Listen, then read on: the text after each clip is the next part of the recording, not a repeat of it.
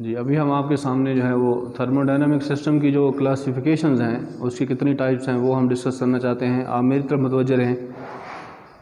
तो उसमें नंबर 1 जो है मैंने लिखा है ओपन सिस्टम, और नंबर 2 मैंने लिखा है क्लोज सिस्टम, और नंबर 3 जो है वो आइसोलेटेड सिस्टम। तो अब हम इसको यानी 1 बाई 1 डिफ़ाइन करेंगे। ओपन सिस्टम क्या होता है, क्लोज सिस्टम क्या होता है, और आइसोलेटेड सिस्टम क्या होता है। तो ओपन सिस्टम के लिए आपको पहले मैं थोड़ा सा यानी आइडिया दे दूं। मिसाल के तौर पर आप कॉलेज में इंटर होते हैं, इंटर होते साथ ही यहाँ आप दाखिल हो गए, और दाखिल होते साथ ही दूसरी तरफ से आप निकल गए, तो हम कहते हैं ये ओपन सिस्टम है, खुला निज़ाम है ना। उधर से हम दाखिल हुए, उधर से हम निकल गए, इसे हम ओपन सिस्टम। वैसे मैंने जनरली समझाया है कि ओपन सिस्टम से ये मुराद है कि कोई चीज़ दाखिल हो रही है और साथ ही दूसरे गेट से वो बाहर जा रही है, तो ये ओपन सिस्टम है। क्लोज सिस्टम क्या होता है, ऐसा सिस्टम जिसमें कोई चीज़ दाखिल हो लेकिन वो बाहर ना जाए, बाहर जाने का उसका रास्ता ना मिले, लेकिन उससे कुछ ना कुछ हमें हासिल हो, क्योंकि फिर ही वो पर सिस्टम बनेगा, फिर ही वो हाँ जी उस पर कोई ना कोई काम हो। तो बहरहाल open system, close system, isolated system. अब मैं इसकी डेफिनेशन लिख के देता हूँ आपको कि ओपन सिस्टम क्या होता है। ओपन सिस्टम, तो इसकी डेफिनेशन के अंदर आप ये लिखते हैं कि ऐसा सिस्टम, ऐसा निज़ाम, ऐसा सिस्टम जिसमें काम करने वाला मादा, काम करने वाला, ऐसा सिस्टम जिसमें काम करने वाला मादा, इसको इंग्लिश में हम कहते हैं वर्किंग सब्सटेंस, वर्किंग सब्सटेंस। ऐसा सिस्टम जिसमें काम करने वाला मादा यानी वर्किंग सब्सटेंस अपने मास के साथ, अपने मास के साथ सिस्टम की बाउंड्री को क्रॉस करे।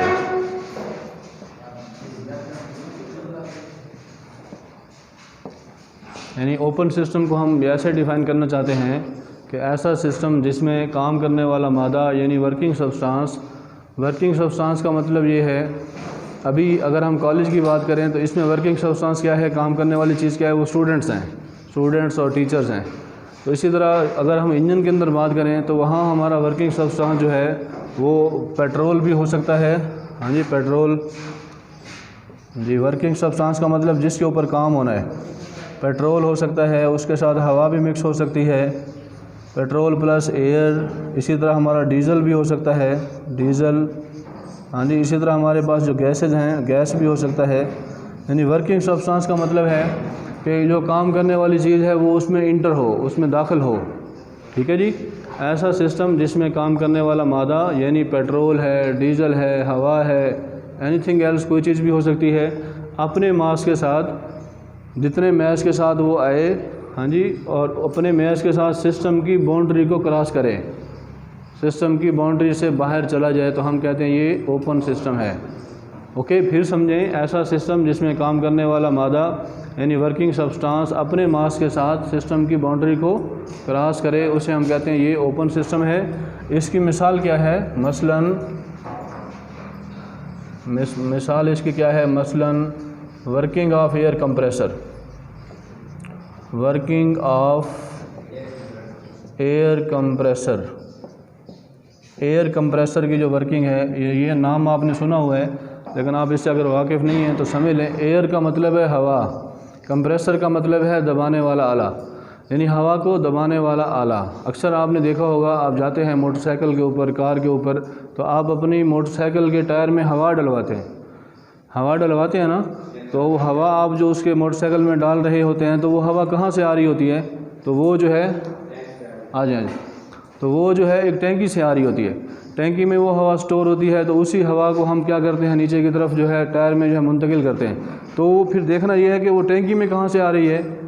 तो आप पीछे देखेंगे, आ जाओ, तो आप पीछे देखेंगे एक छोटा सा एक ऊपर डिवाइस लगी हुई होती है, उस डिवाइस को वो कारीगर क्या करता है, वो ऐसे स्विच लगाता है, यानी बिजली के अंदर, हाँ जी, वहाँ स्विच लगाता है, सॉकेट में ऑन करता है, उससे मोटर चलना शुरू हो जाती है। मोटर चलती है तो क्या होता है, अब ये सोचना है, यानी मोटर चलने का मकसद ये है कि वो इलेक्ट्रिकल एनर्जी उसने उसको दी है, इलेक्ट्रिकल एनर्जी कन्वर्ट हो गई है मैकेनिकल एनर्जी में, मोटर चलना शुरू हो गई। मोटर जैसे ही चलना शुरू होती है तो अंदर पिस्टन लगा होता है, पिस्टन जो है बाहर से हवा को सक करता है, हवा को खींचता है और उसको कंप्रेस करके टैंकी में डाल देता है, तो सक्शन और कंप्रेशन हो रही है। तो मकसद क्या है कि मैंने आपको बताया है कि ऐसा सिस्टम जिसमें काम करने वाला मादा अपने मास के साथ सिस्टम की बाउंड्री को क्रॉस करे, यानी हवा उधर से इन हो रही है और साथ ही उस पर काम हो रहा है और साथ ही वो आगे डिलीवर हो रही है, इसलिए हम उसे क्या कह रहे हैं कि ये ओपन सिस्टम है। तो उसकी डायग्राम अगर आप देखना चाहें, स्कीमेटिक डायग्राम, तो वो यूँ मैं आपके सामने बनाकर दिखा सकता हूँ कि ये मेरे पास फ़र्ज़ कर लें एयर कंप्रेसर है। अभी ये उसकी मैंने छोटी सी स्कीमेटिक डायग्राम जो है वो आपको दिखाना चाहता हूँ। इधर से हमारे पास हवा इन हो रही है, यानी उस एयर कंप्रेसर के अंदर हवा इनलेट हो रही है, दाखिल हो रही है, हवा दाखिल होती है और दाखिल होने के बाद यहाँ उसके ऊपर प्रोसेस हो रहा है। प्रोसेस का मतलब उसके ऊपर कंप्रेशन हो रही है, वो उसको दबा रहा है, हवा को दबाकर वो इधर ही उसको बाहर निकाल देता है। यानी हुआ क्या है, यानी हवा इसमें दाखिल हुई है, इधर से हवा दाखिल हुई है, इन हुई है, इन होने के बाद उसको पिस्टन के अंदर उसको कंप्रेस किया गया, कंप्रेस करके उसको आगे टैंकी की तरफ भेज दिया गया। तो ये एक ओपन सिस्टम है, यानी हवा ही इन हुई और हवा ही बाहर चली गई। आगे टैंकी में जाते साथ ही वो फिर क्लोज सिस्टम हो जाएगा, क्योंकि उसमें जाने के बाद बाहर जाएगी, फिर ओपन सिस्टम हो जाएगा। मेरी बात समझ रहे हैं? यानी ओपन सिस्टम क्या है, ऐसा सिस्टम जिसमें काम करने वाला मादा, चाहे हवा हो, चाहे पेट्रोल हो, चाहे डीजल हो, चाहे गैस हो, एनीथिंग एल्स, कुछ भी हो सकता है, अपने मास के साथ, यानी जितने किलोग्राम दाखिल हो उतने ही बाहर चली जाए।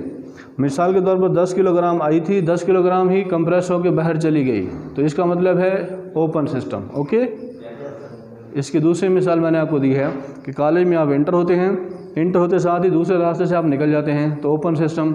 इसकी तीसरी मिसाल ले लें कि आप इस कमरे में दाखिल होते हैं और उस कमरे के आगे एक दरवाज़ा और लगा हुआ है, तो आप उधर से दाखिल हुए, उधर से निकल गए, इसका मतलब ओपन सिस्टम है। ओके, तो ओपन सिस्टम की ये मिसाल मैंने आपको दी है। सो अभी हम आपके सामने जो है क्लोज सिस्टम को डिस्कस करते हैं। क्लोज सिस्टम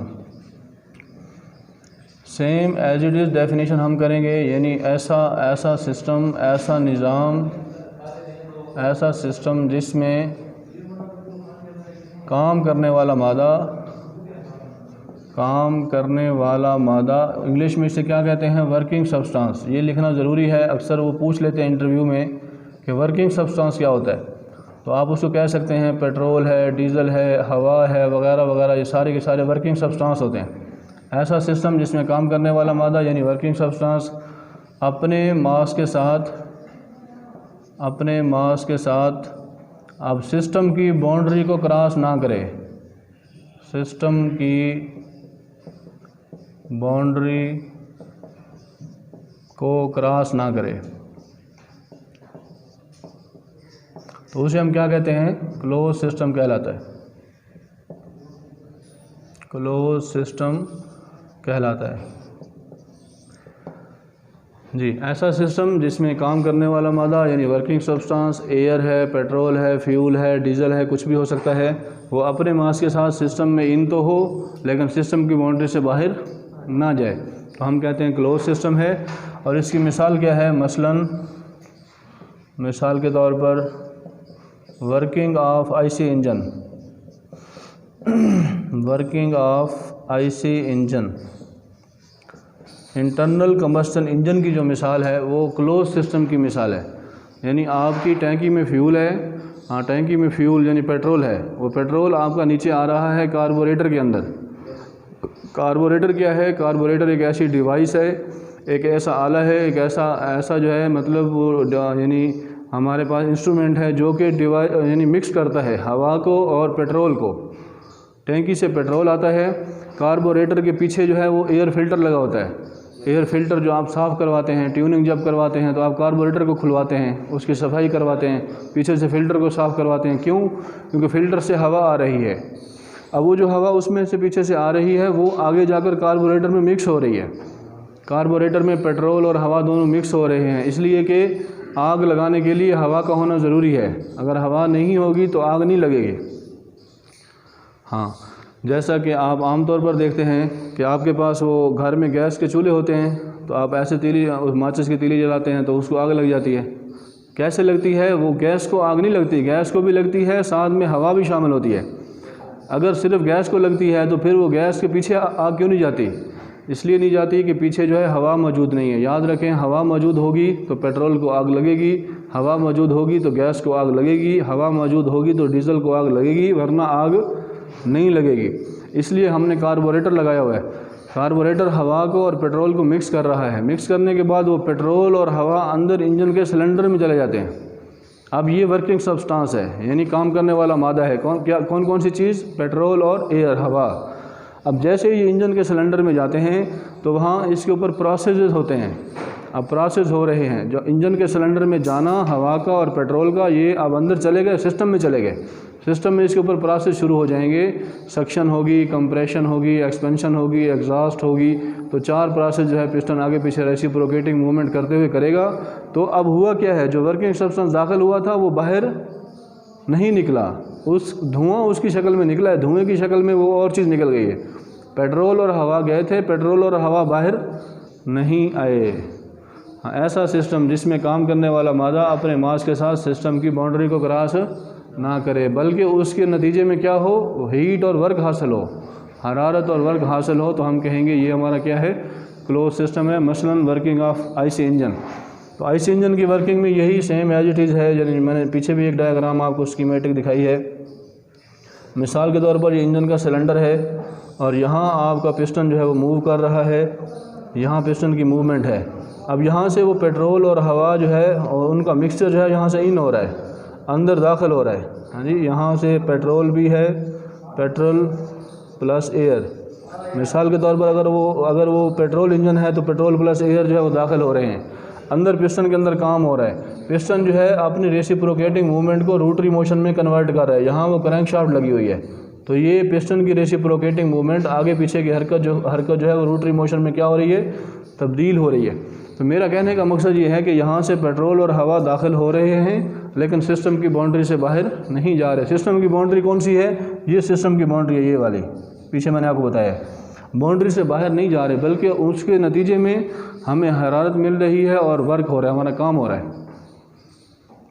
ओके, सो ऐसा सिस्टम जिसमें काम करने वाला मादा अपने मास के साथ सिस्टम की बाउंड्री को क्रॉस ना करे, क्लोज सिस्टम कहलाता है। मिसाल के तौर पर वर्किंग ऑफ आईसी इंजन।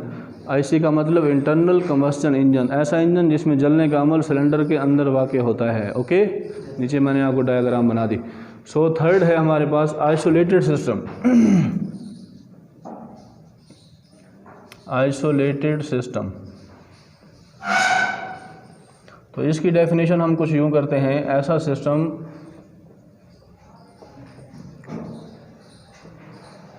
जिसमें काम करने वाले मादा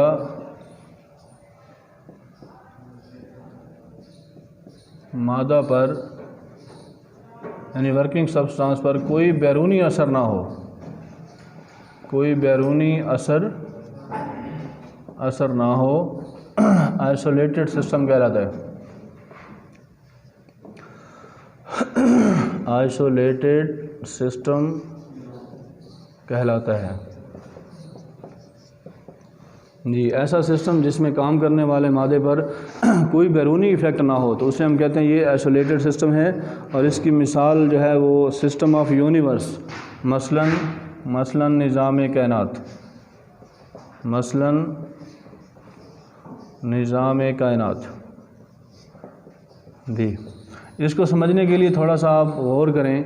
यानी हमारे जो इंजीनियर्स हैं, जो हमारे साइंसदान हैं, जो कि research R&D research and development में काम करते हैं, उनका ये ख़याल है कि हम कोई ऐसा सिस्टम बनाएं जो कि आइसोलेटेड हो। आइसोलेटेड का मतलब कोई बैरूनी असर ना हो, कोई बैरूनी। मिसाल के तौर पर आपके घरों के अंदर बिजली की तारें होती हैं, तो आप तार के ऊपर वो लगा लेते हैं, टेप लगा लेते हैं। क्यों लगाते हैं? ताकि आइसोलेट हो जाए। आइसोलेट का मतलब इसके ऊपर बैरूनी इफ़ेक्ट ना हो, बारिश का असर ना हो, धूप का असर ना हो, तो उसे हम आइसोलेटेड कहते हैं। तो हमारे इंजीनियर्स जो इस इंजन के ऊपर काम कर रहे हैं वो ये चाहते हैं कि ऐसा सिस्टम हो जिसके ऊपर बैरूनी इफ़ेक्ट ना हो। मकसद क्या है? मकसद ये है कि अभी जो हमारे पास इंजन काम कर रहा है वो क्लोज सिस्टम पर काम कर रहा है, यानी मोटरसाइकिल का इंजन, कार का इंजन, बड़ी गाड़ियों के इंजन, जहाज़ के इंजन, जितने भी इंजन हैं वो क्लोज सिस्टम पर काम कर रहे हैं। लेकिन अगर हम इनकी एफिशिएंसी चेक करते हैं क्लोज सिस्टम के साथ पेट्रोल इंजन की, तो जितना हमारे पास पेट्रोल है, फ़र्ज़ कर लें पेट्रोल की एफिशिएंसी अभी तक जो है वो इतनी है, यानी पेट्रोल जो है वो 25 से लेकर 30% है, यानी पेट्रोल की एफिशिएंसी 25 से 30% है। क्या मकसद? 70% लॉसेज हैं, 70% जो है वो क्या है? लॉसेज हैं, यानी नुकसानात हैं जो कि हमें उसका फ़ायदा नहीं हो रहा। और इसी तरह जो डीज़ल है, डीज़ल पे जो गाड़ियाँ चल रही हैं 30 से लेकर 40% उसकी एफिशिएंसी है और 60% जो है उसमें लॉसेज हैं। क्या मतलब ये कि अगर आप 1 लीटर पेट्रोल लेते हैं तो 1 लीटर पेट्रोल के अंदर एनर्जी मौजूद है जो कि हीट एनर्जी है। अगर आप उसको कैलकुलेट करते हैं कि इतनी एनर्जी है, और जब आप उसको 1 लीटर से गाड़ी में उसको भेजते हैं, यानी मोटरसाइकिल के अंदर भेजते हैं, कार के अंदर भेजते हैं, तो उसके बाद वो वहाँ जलने के बाद पिस्टन को हरकत देता है, पिस्टन से मूवमेंट होती है, रोटरी मोशन में तब्दील होता है, फिर हमारा टायर घूमता है। जब हम टायर पे जाकर अपनी एनर्जी को चेक करते हैं तो हमें जो मिला है रिज़ल्ट वो कितना है? 25 से 30% है। 70% हमारा जो है एनर्जी का लॉस हो गया, ज़ाय हो गई। वो कहाँ ज़ाय हुई है? वो इन्हीं को मूवमेंट करवाने में, यानी पेट्रोल के अंदर जो पावर थी वो 100% थी। आग लगने के बाद उसने पिस्टन को फोर्स लगाई, पिस्टन मूव हुआ, इधर एनर्जी कंज्यूम हो गई पिस्टन को मूव कराने में। पिस्टन की मूवमेंट को रोटरी में तब्दील करने के लिए एनर्जी कंज्यूम हो गई, कनेक्टिंग रॉड में मुंतकिल हुई, कनेक्टिंग रॉड से मुंतकिल हुई हमारी शाफ्ट के अंदर, तो उधर भी एनर्जी कंज्यूम हो गई। फिर उससे हमने उस शाफ्ट के ऊपर हमने क्या लगाया? गरारी लगाई, गियर लगाया। गरारी से फिर हमने पिछले अपने व्हील के ऊपर एक्सल लगाई, एक्सल के ऊपर हमने गरारी लगाई। अब उस गरारी को इस गरारी से जोड़ने के लिए हमने चेन लगाया। हाँ जी, वो चेन लगाया तो वो जनाब चलते जब हमारे टायर के ऊपर हमें एफिशिएंसी मिली, जो आउटपुट मिली वो 25 से 30% है। 70% हमारा इसी को चलाने में लग गया। और इसी तरह अगर हम डीजल इंजन की बात करें तो उसमें भी ऐसे है, 30 से 40% जो है एफिशिएंसी है और 60% लॉसेज हैं। तो साइंसदानों का ख्याल है कि ऐसा सिस्टम बनाया जाए जिसमें हमारा एनर्जी लॉस कम से कम हो, यानी 100% हमें एफिशिएंसी मिले। तो इसलिए उन्होंने ये सोचा है कि आइसोलेटेड सिस्टम भी हो सकता है बनाया जा सके, लेकिन इम्पॉसिबल है, मुमकिन नहीं है। लेकिन एक आइडिया है, एक कंसेप्ट है कि अगर हम कोशिश करें मज़ीद, तो ऐसा तो हो नहीं सकता कि कोई चीज़ बगैर एनर्जी के चले, पिस्टन बगैर एनर्जी के मूव नहीं कर सकता। हाँ जी, कनेक्टिंग रॉड पावर को मुंतकिल करेगा तो एनर्जी लेगा। तो बहरहाल ऐसा सिस्टम जिसमें काम करने वाले मादा पर कोई बैरूनी असर ना हो, यानी जितनी हम उसको एनर्जी दें उतना ही वो हमें आउटपुट दे। इसकी प्रैक्टिकली तौर पर कोई मिसाल मौजूद नहीं है, इसलिए हमने इसका कहा है कि सिस्टम ऑफ यूनिवर्स, निज़ाम कायनात जितना भी अल्लाह पाक ने बनाया हुआ है तो वो बैरूनी फोर्सेस से यानी इफ़ेक्टेड नहीं है। मिसाल के तौर पर आप सूरज को निकलता देखते हैं, तो सूरज के ऊपर अगर आप कहें कि सारी दुनिया के इंसान मिल जाएं इसको रोक लें, तो बैरूनी इफ़ेक्ट से वो उसके ऊपर असर नहीं है। हाँ जी, इसी तरह रात का आना, दिन का आना, सुबह का होना, शाम का होना, जितना भी कायनात का निज़ाम चल रहा है वो बैरूनी असर से इफ़ेक्टेड नहीं है। ओके, इसलिए मैंने उसकी मिसाल दी है। तो आइसोलेटेड सिस्टम मतलब कि प्रैक्टिकली तौर पर कोई आइसोलेटेड सिस्टम में कोई मशीन कोई चीज़ काम नहीं कर रही, लेकिन ख्याल है कि ऐसा किया जा सकता है कि आइसोलेटेड, मकसद ये है कि हम एफिशिएंसी को इंक्रीज़ करने के लिए, हमारी एफिशिएंसी जो 25 से 30 है तो 70% लॉसेज में जा रहा है, तो हम उसको मज़ीद इंक्रीज़ करें। हाँ जी, 40% पे लें। तो जैसे जैसे हम इंक्रीज़ करते जाएंगे तो हमारा सिस्टम क्या होता जाएगा? आइसोलेटेड की तरफ पहुंचता जाएगा। तो बी केयरफुली, आप इसको दोबारा से यानी ओपन सिस्टम को अच्छी तरह देख लें, क्लोज सिस्टम को और आइसोलेटेड सिस्टम को। ओपन सिस्टम में वर्किंग सब्सटेंस दाखिल होता है और बाउंड्री से क्रॉस करता है। क्लोज सिस्टम में वर्किंग सब्सटेंस दाखिल होता है लेकिन बाउंड्री से क्रॉस नहीं करता। आइसोलेटेड सिस्टम में उसके ऊपर कोई बैरूनी इफेक्ट नहीं होता। ठीक है, तो ये आइसोलेटेड सिस्टम है। थर्मोडायनामिक्स की क्लासिफिकेशन में 3 है, तो मैंने आपको ये समझा दिया है। अगर आपका कोई क्वेश्चन है तो आप पूछ सकते हैं। क्यों जी? Okay, thank you so much. Please write down. अस्सलाम वालेकुम रहमतुल्लाह। जी, तो अभी हम आपके सामने जो है वो डिफ़ाइन हीट, कुछ डेफिनेशंस हैं, यानी नेक्स्ट जो इसका आपका टॉपिक है उसमें कुछ तारीफ़ें आपने बयान करनी हैं। उसमें सबसे पहले है कि हीट की तारीफ़ करें। यानी हरारत किसे कहते हैं जी? हीट का मतलब हरारत, हरारत की तारीफ़ करें। और दूसरी चीज़ है डिफ़ाइन मास, मास की तारीफ़ करें। और तीसरी चीज़ है कि वज़न की तारीफ़ करें कि वज़न किसे कहते हैं। ठीक है, हरारत, मास और वज़न, इसकी हम डेफिनेशन करना चाहते हैं। तो हीट की डेफिनेशन ये है कि शुरू में जब हम छोटे थे तो टीचर पढ़ाते थे हरारत किसे कहते हैं, तो वो कहते थे कि मॉलिक्यूल्स के आपस में टकराने से एक एनर्जी प्रोड्यूस होती है, हाँ, उसे हम हीट कहते हैं। मिसाल के तौर पर पत्थर को पत्थर पर रगड़ें तो उससे एक एनर्जी प्रोड्यूस होती है, हाँ जी। लोहे को लोहे पे रगड़ें तो उससे एक एनर्जी पैदा होती है, उसे हम हीट कहते हैं। और इसी तरह अगर हाथों को हाथों पे आप मसलना शुरू करें तो यहाँ से भी एक एनर्जी प्रोड्यूस होती है, हरारत जो है वो आपको महसूस होती है। तो ये छोटी डेफिनेशन जो हम पढ़ते रहे हैं, लेकिन थर्मोडायनामिक्स में जो आपने डेफिनेशन करनी है वो मैं आपको लिख देता हूँ यहाँ पे। यानी हरारत जो है ट्रांसफ़र होने वाली एनर्जी की एक किस्म है, ट्रांसफ़र होने वाली एनर्जी की किस्म है, यानी हीट जो है वो ट्रांसफ़र होती है। इसकी तारीफ़ ये करते हैं कि सिस्टम और सिस्टम सराउंडिंग के दरमियान टम्परेचर के फ़र्क की वजह से एक एनर्जी जो है वो सिस्टम की बाउंड्री को क्रॉस करती है, उसे हीट कहते हैं। मिसाल के तौर पर मैं कमरे में खड़ा हूँ, यहाँ का टम्परेचर जो है एसी मैंने लगाया हुआ है वो 26 डिग्री सेंटीग्रेड है और बाहर का टम्परेचर 40 डिग्री सेंटीग्रेड है। अब जैसे ही आप दरवाज़ा खोलते हैं तो बाहर वाली चीज़ अंदर की तरफ आना मुंतकिल होना शुरू हो जाती है, यानी उसे हम हीट कहते हैं। वो जो हीट है, यानी ये जो हमारा रूम है, रूम की जो दीवार है या हमारा जो दरवाज़ा है, ये उसकी बाउंड्री है। तो मैं दोबारा से ज़रा तवज्जो करें, वकास क्या नाम है आपका? हाँ, तो तवज्जो रखें ज़रा, मोबाइल को जेब में रखें। तो सिस्टम, यहाँ सिस्टम है और वो सिस्टम की बाउंड्री है और बाहर के सिस्टम सराउंडिंग है। सिस्टम सराउंडिंग और सिस्टम के दरमियान टम्परेचर के फ़र्क की वजह से, यहाँ कुछ और टम्परेचर है वहाँ कुछ और है, उसकी वजह से एक हीट ट्रांसफ़र करती है, सिस्टम की बाउंड्री को क्रॉस करती है एक एनर्जी, उसे हम हीट कहते हैं। अभी देखें, मैं आपके सामने इसकी डेफिनेशन लिख देता हूँ। हीट किसे कहते हैं, यानी हरारत। पहली बात हम ये लिखेंगे कि हरारत जो है, हरारत ट्रांसफ़र होने वाली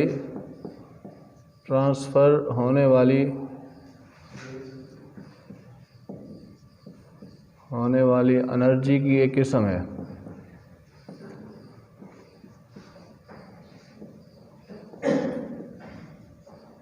एक किस्म है, ठीक है ना, यानी ये ट्रांसफ़र होती है एक जगह से दूसरी जगह।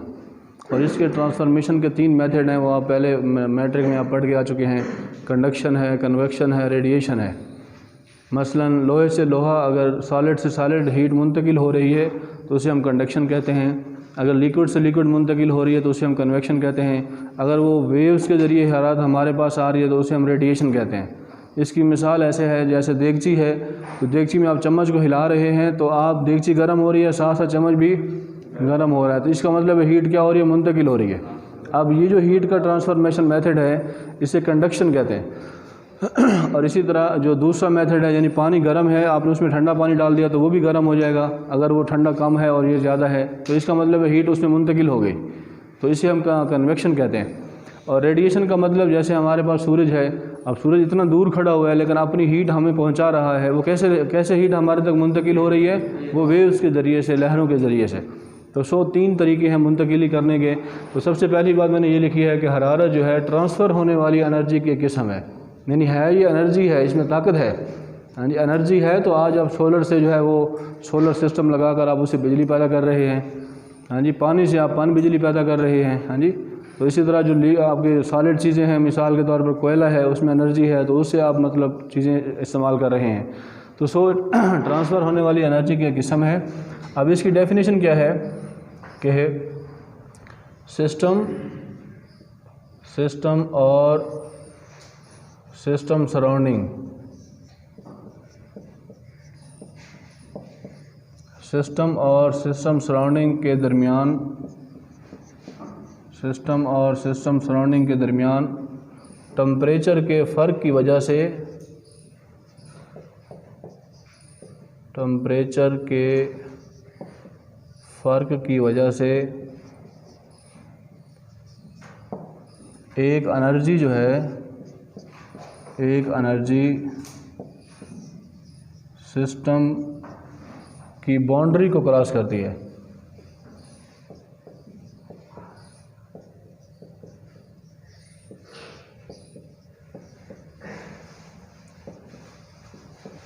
जी सिस्टम और सिस्टम सराउंडिंग के दरमियान टेम्परेचर के फ़र्क की वजह से एक एनर्जी सिस्टम की बाउंड्री को क्रॉस करती है, उसे हीट कहते हैं, उसे हरारत कहते हैं। वो जो एनर्जी ट्रांसफ़र होती है उसे क्या कहते हैं? हरारत कहते हैं। और याद रखें हरारत को यानी हीट को बड़े क्यू से यानी कैपिटल क्यू से, अंग्रेज़ी के बड़े लफ्ज़ यानी क्यू से ज़ाहिर करते हैं। जी तो इसी तरह चूँकि ये एनर्जी है तो इसका यूनिट भी होगा। तो ऐसे सिस्टम में इसकी इकाई जो है, इसकी इकाई जॉल, अगर बड़ी इकाई होगी तो किलो जॉल या किलो जॉल होती है। ओके जी, समझने की फिर कोशिश करें कि मैंने लिख तो दिया है लेकिन समझ लें तो अच्छी बात है। सिस्टम का मतलब ये जगह है जहाँ मैं काम कर रहा हूँ, और सिस्टम सराउंडिंग का मतलब बाहर का इलाका है। अब इन दोनों के टेम्परेचर के फ़र्क, सिस्टम और सिस्टम सराउंडिंग के दरमियान टेम्परेचर के फ़र्क की वजह से एक एनर्जी सिस्टम की बाउंड्री को क्रॉस करती है, उसे हीट कहते हैं। मैंने मिसाल देके समझाया कि यहाँ का टेम्परेचर 26 डिग्री सेंटीग्रेड है, बाहर का टेम्परेचर 40 डिग्री सेंटीग्रेड है। कितना डिफरेंस है इनके दरमियान? 26 में और 40 में 14 डिग्री सेंटीग्रेड का। Due to difference of temperature between system and system surrounding, अब वो वाली हीट अंदर की तरफ क्या होगी यानी ट्रांसफ़र करेगी। अब वो हमारी जो बाउंड्री है, चाहे दीवार है चाहे जो भी, उसे वो अंदर आने की कोशिश करेगी। अब जो अंदर आना है उसे हम हीट कहेंगे। क्या कहेंगे? दोबारा देखें, सिस्टम और सिस्टम सराउंडिंग के दरमियान टेम्परेचर के फ़र्क की वजह से एक एनर्जी सिस्टम की बाउंड्री को क्रॉस करती है, उसे हीट कहते हैं। ओके, हीट को क्यू से ज़ाहिर करते हैं, बड़े क्यू से। चूँकि एनर्जी है इसलिए एनर्जी का यूनिट जॉल होता है, तो इसका यूनिट भी जॉल होगा, या बड़ा यूनिट है तो किलो जॉल। ओके, तो ये हमारी उसकी डेफिनेशन है। तो बहरहाल इसको लिख लें। साथ ही मैं आपको मास की डेफिनेशन यानी मैस किसे कहते हैं ये भी बता देना चाहता हूँ कि मैस क्या होता है। तो आम तौर पर ये देखा गया है कि अक्सर लोग जो है मैस और वेट के अंदर फ़र्क नहीं करते। ये कहते हैं कि मेरा वज़न इतना है, यानी कह रहे हैं कि मेरा 60 किलोग्राम वज़न है, वेट है, हालांकि ये नहीं है। तो जब आपके डिफरेंस आपके सामने आ जाएगा इंशाल्लाह, तो आपको समझ लग जाएगी कि वो 60 किलोग्राम आपका वेट है या आपका मैस है। तो वेट की क्या डेफिनेशन है और मैस की क्या डेफिनेशन है, ये हम अभी आपके सामने लाना चाहते हैं। मादा की मिकदार को, किसी भी जिस्म के मादा की मिकदार, किसी भी जिस्म में मादा की मिकदार मास कहलाती है। जी, amount of matter in any body, किसी भी जिस्म के अंदर जो है, जो उसकी मादा की मिकदार है। मादा क्या होता है? हर वो चीज़ जो जगह घेरे, वज़न रखे, मादा कहलाती है। मादा की 4 हालतें हैं, यानी ठोस है, मय है, गैस है और प्लाज्मा है। तो ठोस में मिसाल के तौर पर मेरे पास ये मार्कर है मिसाल के तौर पर। अब इसकी जो मिकदार है, मिकदार का मतलब जो किलोग्राम है, हाँ जी, 1 ग्राम है, 2 ग्राम है, जितना भी है वो उसको हम मैस कहेंगे। तो किसी भी जिस्म में मादा की मिकदार मैस कहलाती है। याद रखें, मैस को हम इसे स्मॉल m, छोटे m से जो है, स्मॉल m से ज़ाहिर करते हैं, स्मॉल m से ज़ाहिर करते हैं मैस को। और याद रखें SI सिस्टम में यानी system of international, SI system में इसकी इकाई जो है, मास की इकाई क्या होती है? किलोग्राम। मास की इकाई किलोग्राम होती है। और याद रखें, ज़मीन या किसी भी जगह पर, हाँ जी, किसी भी जगह पर मास की कीमत, मास की वैल्यू हाँ जी, कम या ज़्यादा नहीं होती, कम या ज़्यादा नहीं होती, बल्कि मुस्तकिल रहती है। कम या ज़्यादा नहीं होती बल्कि मुस्तकिल रहती है। जी, किसी भी जिस्म में मादा की मिकदार, के मादा कितना है, उसकी मिकदार को मास कहते हैं, m से ज़ाहिर करते हैं। ऐसे सिस्टम में इकाई किलोग्राम है। किसी भी जगह पर मास की वैल्यू कम या ज़्यादा, ज़मीन के किसी भी जगह पर, मिसाल के तौर पर आप 5 किलो चीनी लेते हैं, 5 किलोग्राम, अब किलोग्राम साथ लगाएंगे तो क्या बन जाएगा, उसका मैस होगा। ठीक है, तो 5 किलोग्राम आप चीनी वहाँ बाज़ार से लेकर आते हैं, कॉलेज तक आते हैं, तो क्या ख्याल है वो 6 किलो हो जाएगी? नहीं, वो 5 किलोग्राम ही रहेगी। इसी तरह आप उसको दूसरी जगह पर ले जाते हैं तो वहाँ पर भी वो वही रहेगी, कम ज़्यादा नहीं होगी। अगर आप उसको उठाकर यहाँ से ऊपर ले जाते हैं पहाड़ पर तो भी वो 5 किलोग्राम ही रहेगी। तो इसलिए हम कहते हैं कि mass can not be change. हाँ जी, वो चेंज नहीं होता। अगर जगह तब्दील हो जाए, हाँ जी, ऊपर चले जाएँ नीचे चले जाएँ, तो वो तब्दील नहीं होता। As compare to weight, weight तब्दील होता है। सो हम इसके साथ ही आपके सामने वेट की तारीफ़ कर देना चाहते हैं कि वेट क्या है। जब ये दोनों तारीफ़ें सामने आ जाएंगी तो बात क्लियर हो जाएगी। वज़न किसे कहते हैं? वो कुव्वत, वो फोर्स जी, वो फोर्स है या वो कुव्वत है जो किसी जिस्म को ऐसी कुव्वत या ऐसी फोर्स जो किसी जिस्म को ज़मीन के मरकज़ की तरफ खींचती है। यानी ऐसी कुव्वत है जो किसी जिस्म को, किसी भी बॉडी को ज़मीन के मरकज़ की तरफ, यानी ज़मीन की तरफ खींचती है, तो वो उस जिस्म का वज़न कहलाता है। तो वो उस जिस्म का वेट कहलाता है, वज़न कहलाता है। याद रखें, वज़न को हम इसे जो है कैपिटल W से ज़ाहिर करते हैं, कैपिटल W से ज़ाहिर करते हैं। और याद रखें, ऐसे सिस्टम में इसकी इकाई SI सिस्टम में इकाई जो है वो न्यूटन होती है। ओके, और याद रखें इसका मैथमेटिकली फार्मूला जो है वो मैथमेटिकली अगर हम लिखना चाहें, मैथमेटिकली फार्मूला क्या होता है? W = mg। और याद रखें इसमें W जो है वो वेट को ज़ाहिर कर रहा है। W किसको ज़ाहिर कर रहा है? वेट को। और M किसको ज़ाहिर कर रहा है? मैस को। और G किसको ज़ाहिर कर रहा है? Gravitational acceleration. Gravitational acceleration, ACCELRATION, acceleration. Okay,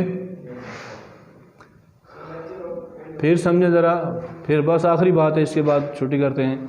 वो कुव्वत या वो फोर्स जो किसी जिस्म को अपने मरकज़ की तरफ खींचती है, ज़मीन के मरकज़ की तरफ खींचती है, उसे हम क्या कहते हैं? वेट कहते हैं। और तो इसे W से ज़ाहिर करते हैं। और ऐसे सिस्टम में इसकी इकाई क्या होती है? न्यूटन। और W = mg, यानी मैस ज़रब ग्रेविटेशनल एक्सेलरेशन, तो वो वेट होता है। और याद रखें कि वज़न जो है ये इसकी वैल्यू कम ज़्यादा होती है। यानी वज़न की मिक़दार जो है, ये मैं यहाँ लिखना चाहता हूँ, देख लीजिएगा। वज़न की मिक़दार जो है ये मुस्तकिल नहीं रहती। फिर जब मुस्तकिल नहीं रहती तो इसका इन्हिसार किस बात पर होता है? तो इसका इन्हिसार, ये जो डिपेंड करती है, इसका इन्हिसार G पर होता है, ग्रेविटेशनल एक्सेलरेशन पर होता है। और याद रखें, ज़मीन पर G की वैल्यू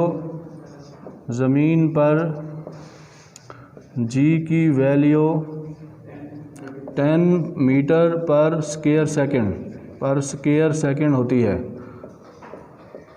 ओके, यानी आपका ज़मीन पर जो वेट है वो कुछ और होता है। जैसे जैसे आप ऊपर जाते जाएंगे तो ग्रेविटेशनल एक्सेलरेशन कम होता जाएगा, कम होगा तो वेट कम होता जाएगा। इसलिए हम अक्सर ये लफ्ज़ यूज़ कर लेते हैं कि हमारा वज़न 10 किलोग्राम है, 50 किलोग्राम है। सो फिज़िक्स की टर्म के अंदर और थर्मोडायनामिक्स की टर्म के अंदर ये गलत है। तो हम उसे मैस कहेंगे कि हमारा मास जो है वो 60 किलोग्राम है। वज़न कितना है? तो वज़न के लिए क्या करना पड़ेगा? मैस को G से ज़रब करना पड़ेगा। अगर 60 किलोग्राम है, ज़रब 10 करेंगे तो वो आ जाएगा 600 न्यूटन, वो आपका वेट होगा। और वेट की वैल्यू कम ज़्यादा होती रहती है। ज़मीन पर जी की वैल्यू 10 है और तो 10 के हिसाब से होगा, और जैसे जैसे हम ऊपर जाएंगे तो जी की वैल्यू कम होती जाएगी, हत्ता कि यहाँ तक कि जब आप इससे निकल जाएंगे यानी हवा से निकल जाएंगे ऊपर आप यानी स्पेस में चले जाएंगे तो आपकी जी की वैल्यू ख़त्म हो जाएगी, जी ज़ीरो हो जाएगा। तो ये आपने सुना होगा कि फ़लाँ बंदा स्पेस में गया तो वेट लेस हो गया। वेट लेस होने का क्या मतलब है, हालांकि उसकी बॉडी तो मौजूद है, उधर ग्रेविटेशनल एक्सेलरेशन ख़त्म हो जाता है। अब हम यहाँ ज़मीन पर जो स्टेबल हैं, यहाँ मैं खड़ा हुआ हूँ, आप बैठे हुए हैं, ये निज़ाम सारा चल रहा है, ये ड्यू टू ग्रेविटेशनल एक्सेलरेशन है। अगर वो नहीं होगा तो हम सारे के सारे उड़ना शुरू हो जाएंगे। अल्लाह पाक की तरफ से कुदरती तौर पर एक फ़ोर्स लग रही है, हवा के अंदर एक फ़ोर्स है, एक ताकत है जो हमें स्टेबल कर रही है ज़मीन के अंदर। जैसे हमारे साइंसदान जब खला में जाते हैं तो वो वहाँ ठहर नहीं सकते, वो उड़ना शुरू हो जाते हैं। हाँ, तो फिर वहाँ जो जाते हैं तो वो सैटेलाइट में जाते हैं, वहाँ जैसे चाँद पर गए तो वहाँ उन्होंने जाकर अपना काम किया, तो वहाँ वो आर्टिफिशियल ग्रेविटी प्रोड्यूस करते हैं। आर्टिफिशियल ग्रेविटी यानी जी की कीमत को ख़ुद बनाते हैं। वो जिस सैटेलाइट में जाते हैं उसको अपने ऑन एक्सिस पर घुमाते हैं और घूमने से उसमें ग्रेविटेशनल फोर्स पैदा हो जाती है, फिर वो वहाँ स्टेबल होकर चीज़ों को देखते हैं और काम करते हैं। तो बहरहाल मेरा टॉपिक ये नहीं है, तो सो फिज़िक्स में आप इन डिटेल यानी ग्रेविटेशनल एक्सेलरेशन और artificial gravitational acceleration, gravitational force क्या होती है in detail you should must be read in physics. But अभी ये है कि मैं ये बताना चाहता हूँ कि वज़न की मिकदार कम ज़्यादा होती है। हाँ, वज़न की मिकदार कम ज़्यादा होती है, उसका इन्हिसार किस चीज़ पर है, जी पर है, और जी की वैल्यू 10 मीटर पर स्क्वायर सेकंड ज़मीन पर है।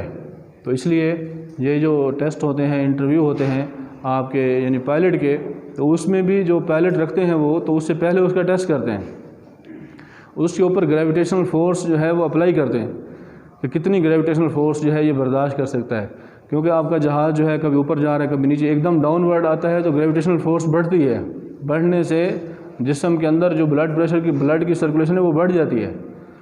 अक्सर आपने देखा होगा वो झूले पर लिखा होता है कि दिल के मरीज़ जहाँ ना बैठें, क्या वजह है कि वो झूला ऐसे जा रहा है ऊपर की तरफ, फिर एकदम नीचे आता है, जब नीचे आता है ऊपर जाता है तो ग्रेविटेशनल फोर्स कम ज़्यादा होती है, उसकी वजह से अटैक होने का ख़तरा होता है, ब्लड की सर्कुलेशन बढ़ जाती है। इसलिए वो कहते हैं यहाँ दिल के मरीज़ ना बैठें और जो सही हैं वो बैठ जाएँ। तो मकसद ये है कि हमारे जो पायलट हैं उनके ऊपर भी ग्रेविटेशनल फोर्स अप्लाई की जाती है। वो कैसे अप्लाई करते हैं, ये बड़ा दिलचस्प टॉपिक है। तो वो एक ड्रम में उसको बिठाते हैं, फिर उस ड्रम को घुमाते हैं स्पीड में, घुमाने से उसको ऑन एक्सिस में घुमाने से तो उस पर फोर्स लगती है, वो देखते हैं कितनी बर्दाश्त करता है। फिर पहले 1G लगाते हैं, फिर 2G लगाते हैं, फिर 3G लगाते हैं। तो हमारे जो पाकिस्तानी हैं ये 3G 4G तक बर्दाश्त करते हैं, और जो बाहर के पायलट हैं वो 10G तक बर्दाश्त करते हैं, 10G तक अपने ऊपर फोर्स बर्दाश्त करते हैं। अगर एकदम मतलब उनका तैयारा आसमान से एकदम ज़मीन पर आ जाए तो वो पायलट नहीं मरेगा, पायलट नहीं मरेगा, वो बाकी उसमें जो सवारी हैं वो तो मर जाएंगी, क्योंकि उनके अंदर तो वो बर्दाश्त का वो नहीं है, कुछ बर्दाश्त कर लेंगे। तो इसलिए पायलट जो होता है यानी जहाज़ का, उसके अंदर यानी ग्रेविटेशनल फोर्स को बर्दाश्त करने की बहुत ज़्यादा सलाहियत होनी चाहिए, क्योंकि उसने ही सारे को ड्राइव करना है।